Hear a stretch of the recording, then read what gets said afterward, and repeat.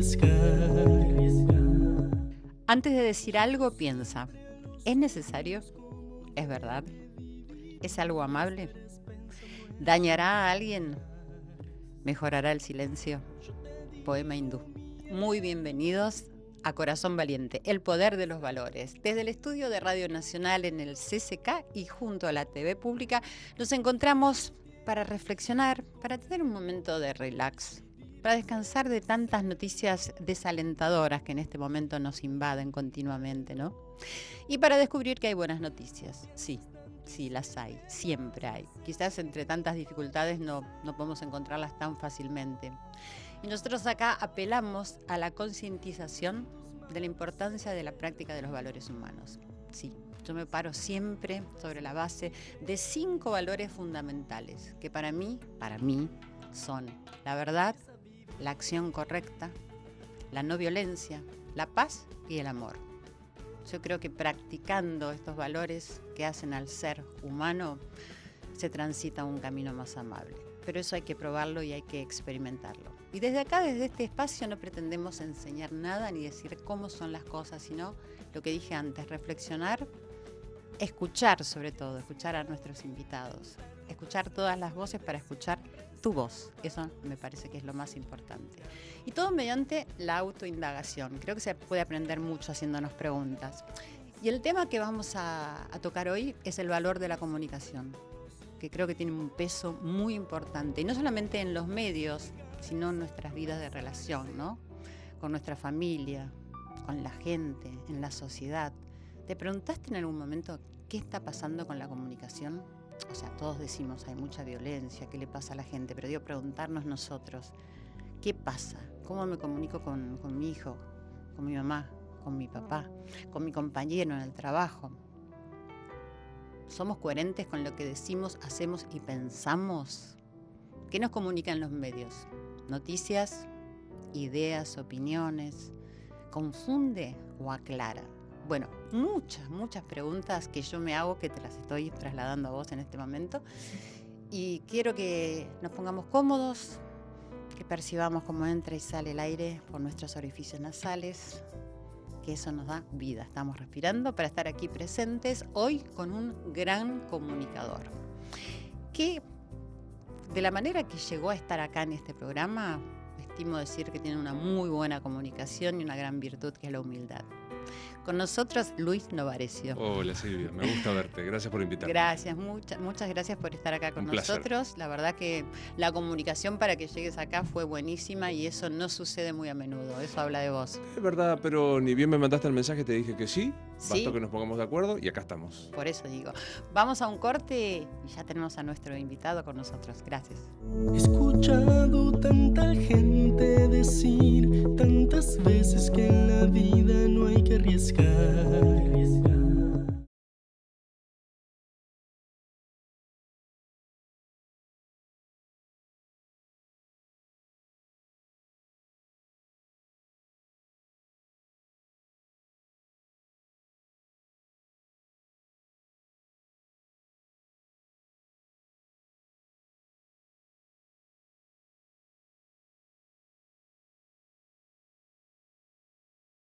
He escuchado tanta gente decir tantas veces que en la vida no hay que arriesgar. ¿Cómo estás, Luis? Muy bien, la verdad que estoy muy bien. Bueno, me alegro mucho. Contame, ¿qué responsabilidad sentís vos hoy como periodista? Mira, yo te escuchaba abrir el programa y me quedé muy interpelado por esto de escuchar, pensar, ver si se daña a alguien. A mí me parece que estamos en un momento especial de la comunicación en donde nos gusta más escucharnos a nosotros que escuchar al otro. Y yo estoy tratando de desandar ese camino. Me parece que nuestro trabajo, y particularmente el de hacer entrevistas, que es lo que más hago, supone sentarse a escuchar. Y honrar esa escucha con guardar el silencio y permitir que el otro pueda expresarse. Entonces creo que en un momento tan hiper, ultra, mega informado, o por lo menos ultra mega de generación de información. Yo no sé si uno está más informado o menos con tanto. Habría que relajar un poco el ritmo con el que lo estamos haciendo y escuchar más al otro. Uh-huh. Y en tu trabajo como periodista, ¿crees que en las entrevistas se te ve que escuchas mucho? O sea, yo por lo menos lo veo. Y cuando haces radio o cuando haces tu otro programa, es decir, o cuando te informás, ¿escuchás distintas voces? Sí, totalmente. Mira, para mí es esencial. Primero porque es muy aburrido escuchar al que piensa parecido a vos todo el tiempo. Claro, sí. Sea, bueno, yo pienso lo mismo. Sí. Que hay como una obsesión. Hay como, alguna vez alguien me explicaba, me dice que hay un fenómeno del me gusteo de Facebook. Yo casi no uso Facebook. Digo que casi porque tengo un Facebook que me hizo la radio, pero nunca me amigué con esa red social. Entonces muchos de los que usan Facebook dicen, mira la cantidad de gente que piensa tal cosa. Claro, es que son todos los que te dicen me gusta, o sea, piensan todos como vos. Claro. Entonces hay como un me gusteo en los medios, que solo hablamos con los que piensan parecido. Yo he tratado de romper esto, creo que con bastante éxito, e incluso a riesgo de que me acusen de tibio, de etcétera, porque yo puedo, en la cuestión política, esta suerte de la grieta, escuchar las dos partes, y los invitados van casi todos. Entonces, a mí me interesa más escuchar al que piensa distinto, con la convicción de que cuando yo me siento con alguien, le concedo a priori la posibilidad de que tenga una buena parte de la razón, una buena parte de los argumentos, y que voy a aprender de esos argumentos. O sea, no voy a interpelar. En la entrevista es un acto de escucha, siempre digo lo mismo.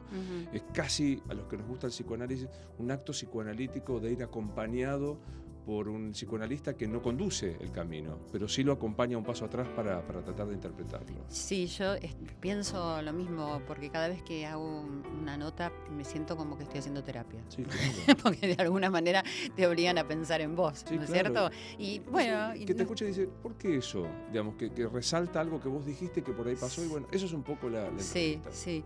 Y en relación a la confrontación que existe ahora entre los periodistas, ¿no? ¿Crees? O sea, es algo que yo pienso que tiene que ver con el protagonismo que cobraron en los medios y sobre todo en la televisión. ¿Crees que está relacionado con eso? Estoy seguro, porque lo he tratado de ver y me lo cuestiono. Hay un nivel de narcisismo y de vanidad en todos los que trabajamos en esto que ha pervertido el oficio nuestro, el laburo nuestro.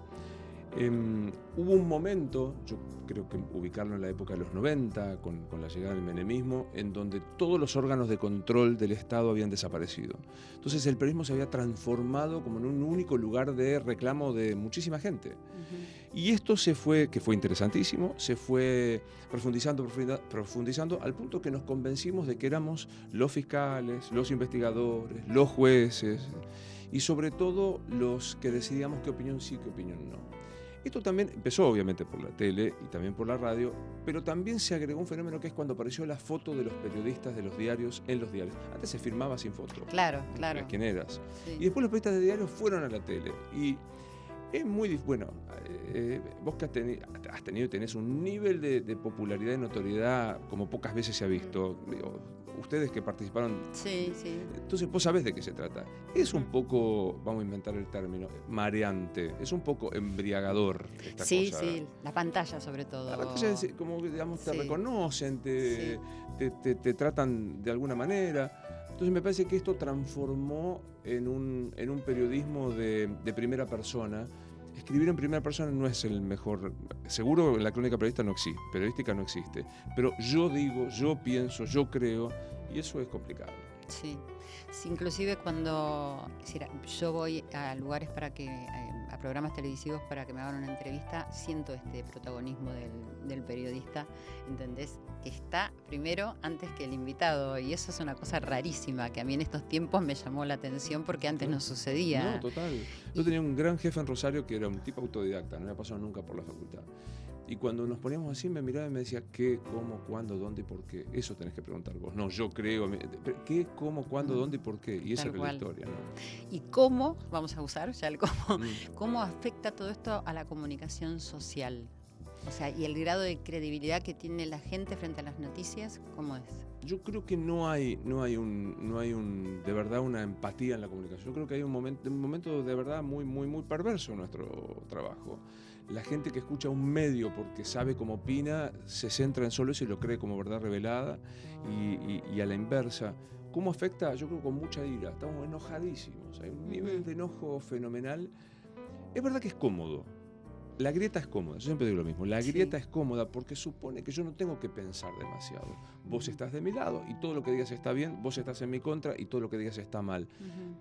Animarte a escuchar al otro. Decir, che, mira, en esto le estoy concediendo la razón. Este argumento me parece interesante. Es un trabajo mayor. Claro. La grieta supone una cierta comodidad en el pensamiento. Sí, la comodidad dentro de la incomodidad, ¿no? Claro, es decir, no pienso. Me lo dice Silvia ahí.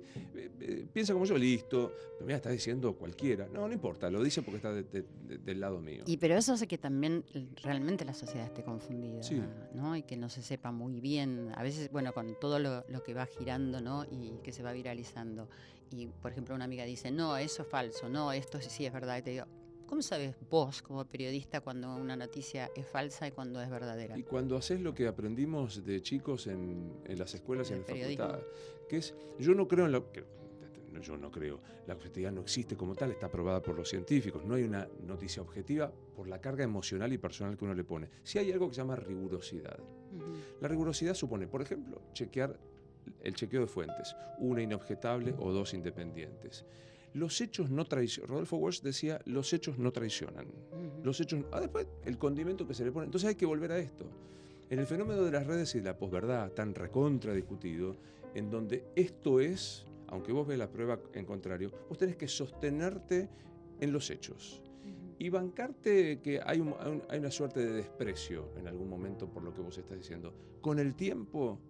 Ahí él reconoce y dice, mira, al final este tipo tenía razón. En aquel momento no sentó una posición de opinión, sino que se mantuvo en la información. Y cuando haces las entrevistas, además de escuchar, ¿qué te propones? Yo tengo como una suerte de línea de trabajo por donde quiero ir. Hoy entrevisto muchísima gente de mucha actualidad y entonces es bastante... La agenda es como interesante. Cuando yo hago el programa Entrevista 94, siempre digo que la pregunta que más me interesa, y a veces es la única que me interesa de toda la entrevista, es la última, que es una pregunta existencial, que es ¿nos morimos y qué pasa? Y todo el mundo me dice, ¿para qué haces esa pregunta? Y ahí me parece que desnuda a una persona porque asumo que todos alguna vez nos hemos preguntado qué pasa. Y sin todos duda, tenemos una respuesta. La tengo para vos también esa pregunta, ¿No ya te la voy a preguntar. Pero No sé si al final, pero digamos, a mí porque me llama la atención, es decir, que siempre preguntes eso y bueno, ya que estamos vamos a agarrarlo desde ahí. Es decir, más allá de esto que decís, desnuda a la persona con el tema existencial, que para mí es el tema de la vida. Es el tema. Y vos, si tenés una respuesta a esa pregunta, ¿qué haces? Yo tengo una respuesta, como en casi todos los temas existenciales, provisoria, que intenta no ser... Provisoria, me encanta. Claro, porque digo, yo estoy dispuesto a aprender y a cambiar de opinión. A hoy, a mis 55, me parece que de lo que he visto, de lo que he leído y de lo que me parece que no pasa nada. O sea, nos morimos y no pasa nada. ¿Qué es esto? Esto que, digamos, pues es esta corta existencia de 80, 70 años. Y sí, y eso que puede traer como una primera angustia, como una primera... No tiene sentido, nazco para morirme. Sí, naces para morirte. Y esto me parece que antes que ser pesimista, tiene una carga de positividad enorme porque te obliga a no tener excusas para hacer y perseguir tu deseo. Totalmente. Yo siempre digo, hay muchos que creen que esto es nada más que un paso transitorio para una vida, y lo respeto. Te da como una segunda chance. Si vos crees que esto es, como a mí me pasa a hoy, que es esta la única chance, no tenés excusa para perseguir, yo lo digo muy ampulosamente, la felicidad, y defino la felicidad como compartir. La felicidad nunca es unilateral, es una felicidad compartida. No, yo comparto. Sí.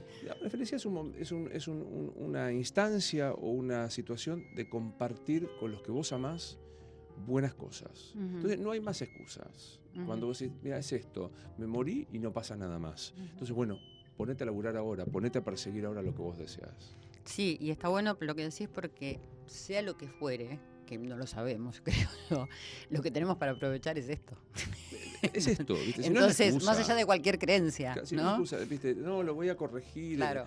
El infierno o el paraíso para los católicos, la reencarnación para los bueno, sé. Sí, serán creencias, pero en el aquí y ahora tenemos este tránsito.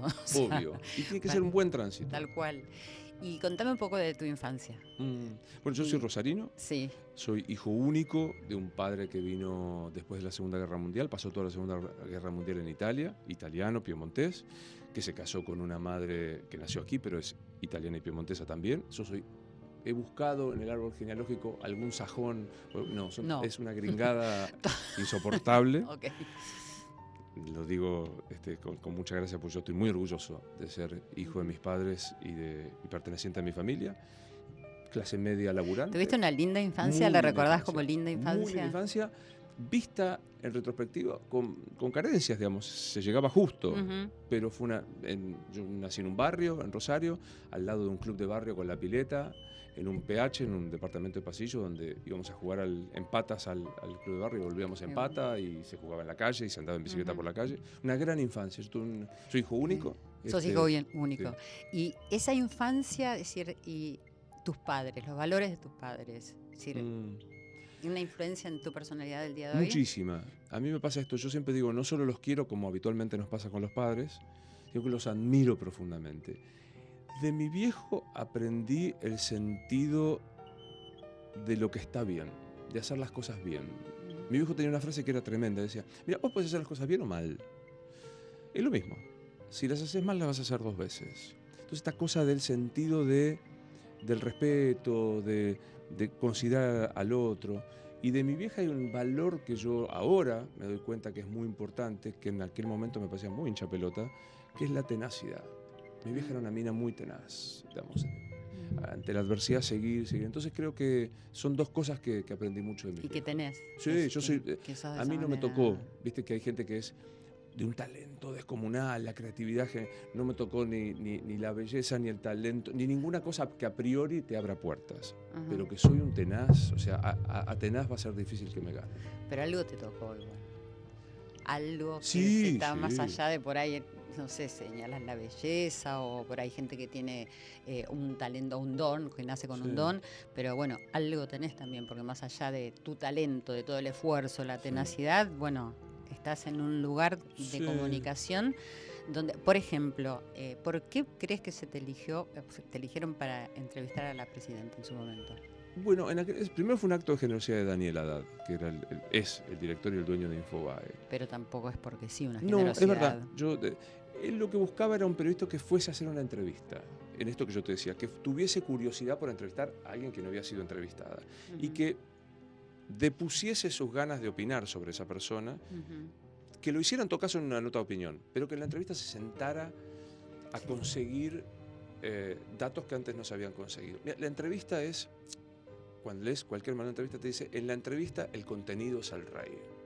Sí, yo me siento con vos y yo quiero saber lo más posible. Después discutiremos si me gustaba o no me gustaba lo que vos hacías, si yo te vi en la obra de teatro con Sofía Gale, no importa eso. Pero yo necesito saber por qué hiciste tal cosa. El qué, cómo, cuándo, dónde, por qué. Y me parece que eso ganó.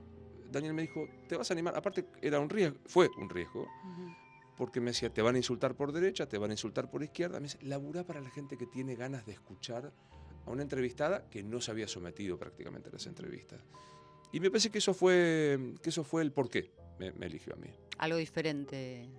Sí, y una cosa yo no estaba engrietado. Si bien yo tengo una posición muy clara, pero yo no estaba engrietado, no estaba dispuesto a poner primero mi opinión a saber tal o cual cosa. ¿Y tenías miedo? ¿Era un riesgo para vos entrar en ese lugar? Pero no miedo por enfrentar a la presidenta, sino, es decir, por todo esto que podía pasar alrededor. Mucho. ¿Y cómo lo atravesaste? Con tenacidad. Yo dije, ¿sabés hacer este trabajo? ¿Sabés? ¿Te podés preparar? Te podés preparar. Bueno, para mí, digamos, cuando salí, tuve mucho tiempo de mensajes de todo tipo, ¿no? Insisto, a mí por derecha me pegaban por haber sido crítico con Cristina y por izquierda me pegaban por no haberla idolatrado. Yo recuerdo de los tantos mensajes de los que importan, aprendí también mucho en eso, ¿no? A veces uno debe tamizar la mirada del otro y saber quién te lo está diciendo. Y Jorge Fernández Díaz, que es un periodista que yo admiro mucho, con el que no coincido en un montón de cosas, me mandó un mensaje ni bien terminó la entrevista y me dijo: ingresaste en un pantano en el que es muy difícil sobrevivir e hiciste algo que es muy importante, que no es dar manotazos, porque dar manotazos es ahogarte.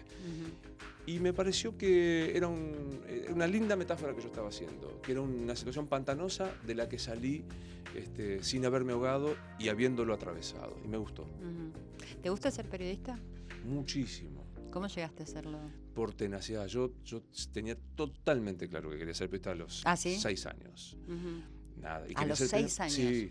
Y quería ser periodismo de radio. A mí me gustaba la radio, en casa se escuchaba la radio y yo quería hacer radio.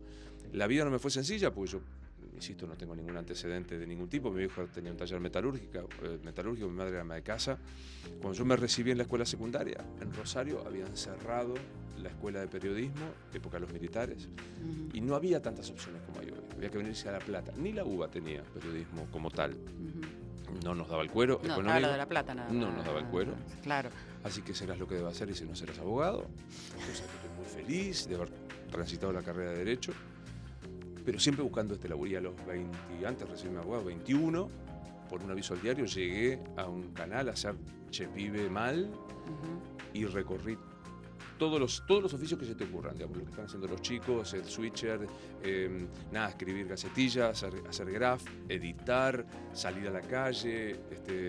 Fue una enorme escuela para mí, pero tenía totalmente claro qué quería hacer. ¿Sos laburante? Sí, yo soy muy, yo creo que la inspiración en el periodismo es una parte relevante. No hay posibilidad de inspiración sin 90% de trabajo diario y cotidiano de hacerlo. Sí. ¿Y dijiste alguna vez que tenés como una mirada trágica de la vida? Sí, yo soy medio italiano, yo soy medio ópera. ¿Y cómo la llevas con esta situación social que estamos viviendo en lo personal, con esta mirada? Estoy muy angustiado, o sea, sí, primero tengo una mirada de melodrama italiano, de ópera italiana, siempre el cuento de Tosca que se sube al Castel Sant'Angelo para tirarse. Sí. Entiendo. Sí. El análisis me ha ayudado a no hacerlo. A no hacerlo directamente. Claro. Okay. Pero digo, nosotros que tenemos una edad recorrida, hemos vivido la sucesión de crisis y de angustia y que en lo personal a mí me toma bastante bien, quiero decir, con trabajo, haciendo lo que quiero. Pero me angustia esta vuelta a ver algo que yo pensé que no íbamos a volver a ver, este nivel de crisis en el que estamos. ¿Y con qué lo contrarrestas? Bueno, primero trabajando.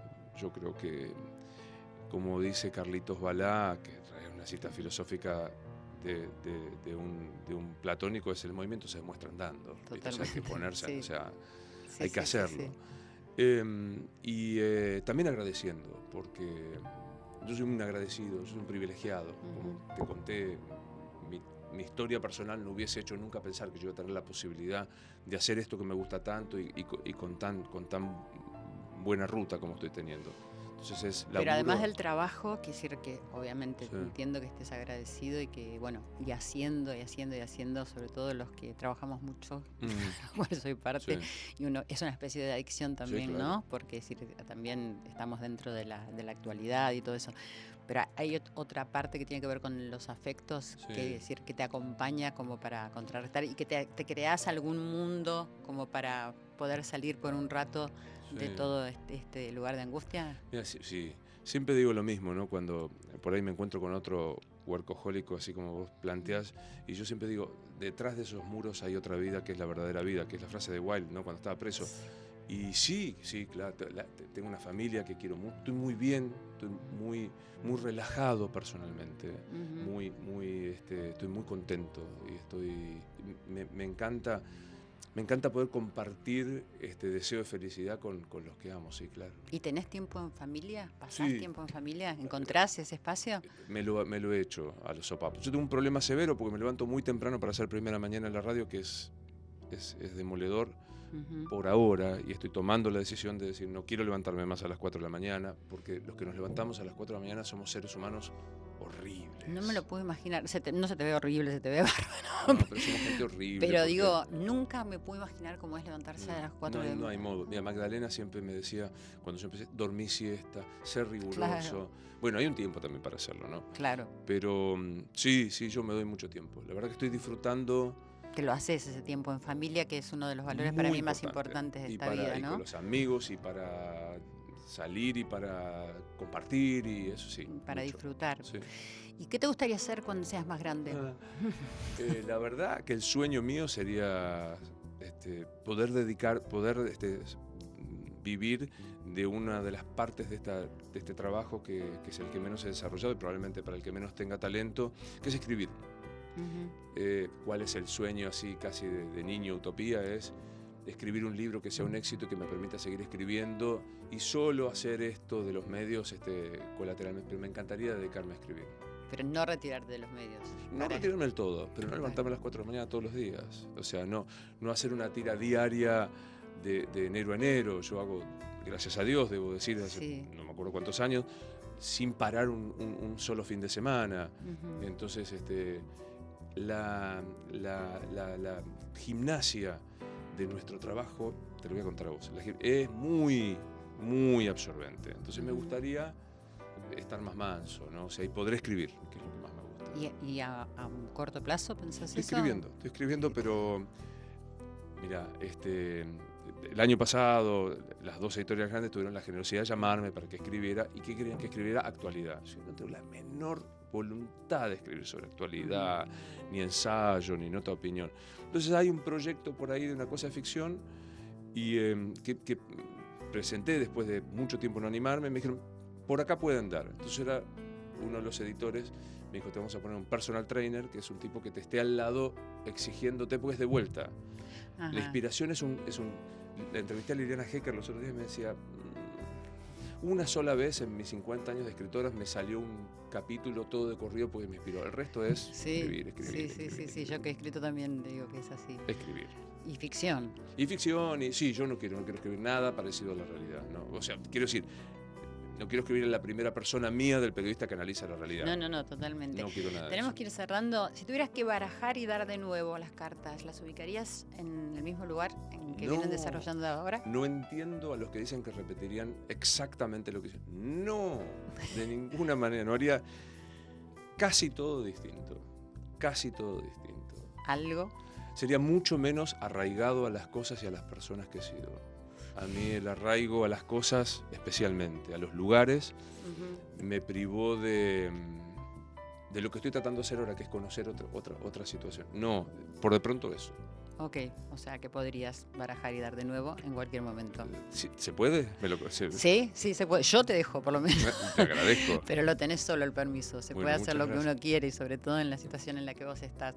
Muchísimas gracias, Me encantó verte. Luis. Me encantó estar con vos y charlar este rato, y que seas tan amable y tan humilde y tan sincero para poder estar acá con nosotros. Gran afecto, y no es lugar común, gran afecto y respeto por tu laburo. Muchísimas gracias. Gracias de verdad. Gracias a ustedes por haber compartido este espacio, este momento, haber escuchado esta conversación con Luis, que me parece que fue maravillosa. Y lo de que digo siempre, autoindagación, preguntarnos, ver qué nos pasa con lo que escuchamos y escuchar todas las voces siempre para escuchar la tuya. Corazón valiente, el poder de los valores. Hasta la semana que viene. He escuchado tanta gente decir tantas veces que en la vida no hay que arriesgar.